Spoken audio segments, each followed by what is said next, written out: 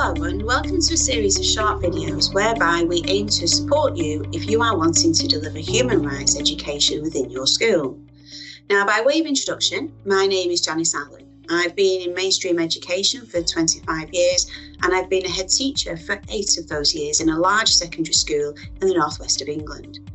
Now, we came upon human rights education when there was a series of serious incidents that were taking place in our community back in 2019.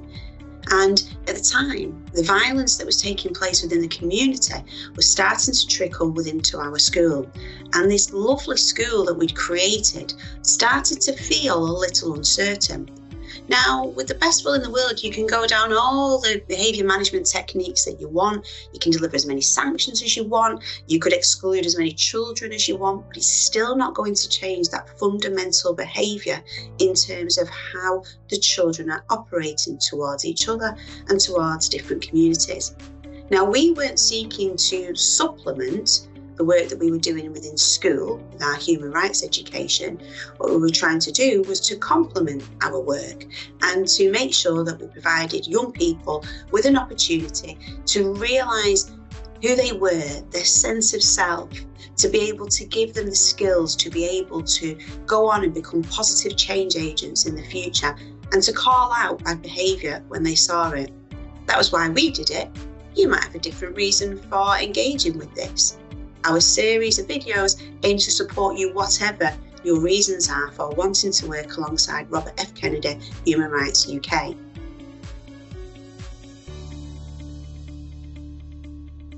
Now, before we start, I think it's really important that we address two things.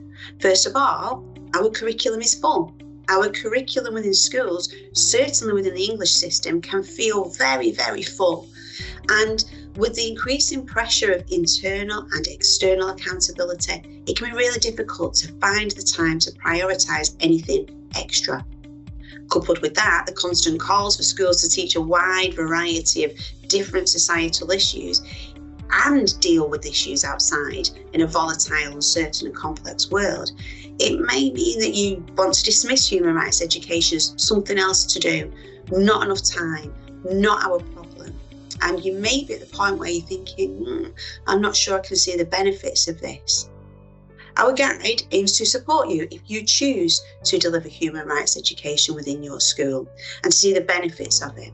And we give you practical examples of schools who have embedded this in a variety of different formats, as well as providing you with the lesson plans and the resources to deliver this material. I think the second thing is really important to talk about is that we're not a pressure group. We're not a pressure group who are aiming to lobby government to make changes to the curriculum. That's not what we're about. We're not here to interfere or make suggestions about how a nation delivers its curriculum. That's not our remit. That's the remit of politicians and school leaders. But what we offer is the benefits of complementing your curriculum and enhancing it with schemes of learning from early years to post-16 so that individuals, schools, multi-academy trusts and local authorities have yet another tool in their toolbox to support young people to become responsible citizens, advocates for their community and to inspire the next generation of positive change makers. Now, you may be asking who we are, and you've probably heard of Senator Robert F. Kennedy, who was a civil rights activist in the USA. He was assassinated in 1968 during his campaign to be President of the United States. And his daughter, Kerry Kennedy, decided to set up a foundation in his name to continue his fight to make human rights a reality. Now, what I really like about Robert F. Kennedy Sr. is that he wasn't a perfect man. He's nuanced. There are things that he did early on in his career that he might have done differently towards the end of his career and certainly in his campaign for presidency. And that nuance of humanity is so important. And what I like about him specifically is the way that he can speak to a wide variety of different people. The quote on the right-hand side of the screen is a quote that he gave in South Africa at the State of the Nation address. And it's beautiful to me because it shows how we can all play a part in making human rights a reality.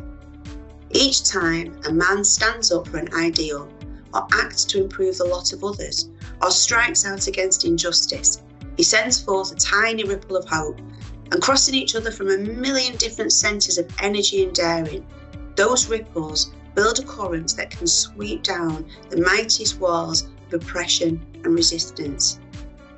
Now, Bobby Kennedy believed in the power of children and the power of youth. And I think it would be great, wouldn't it, if we were able to have policies that are delivered based around what is right for children. What we can do as educationalists is look at our children as those ripples of hope and seek to give them the skills so they can make positive change.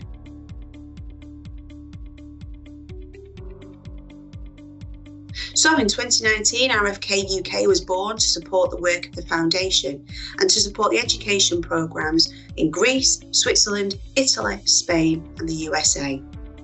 What we've done though over years is in the UK, we've developed our education programme and worked with a group of primary and secondary schools in the northwest of England to pilot the work.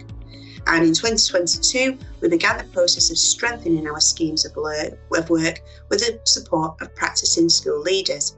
And what you will find when you look at our material is you will find that it is knowledge rich.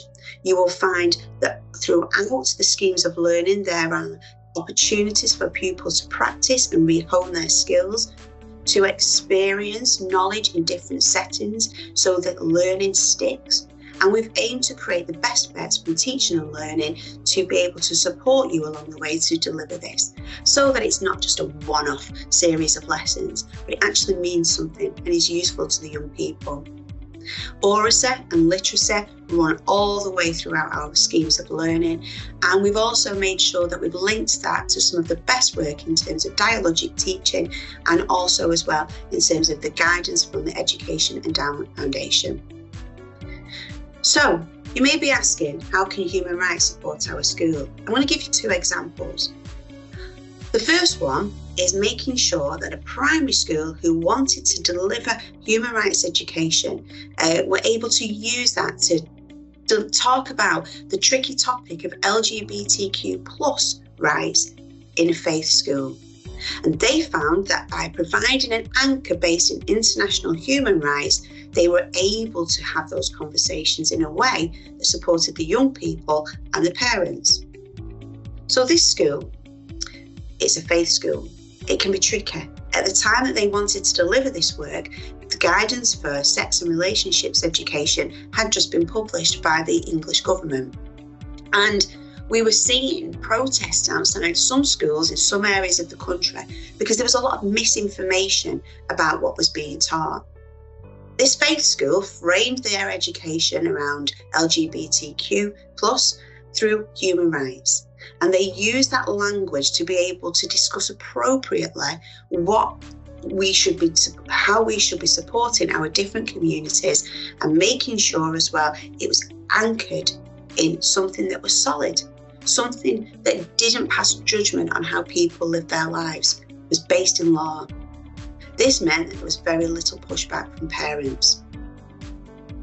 Another example in a secondary school was when the school was faced with a time where a prominent influencer had recently been jailed had recently been arrested for trafficking and rape.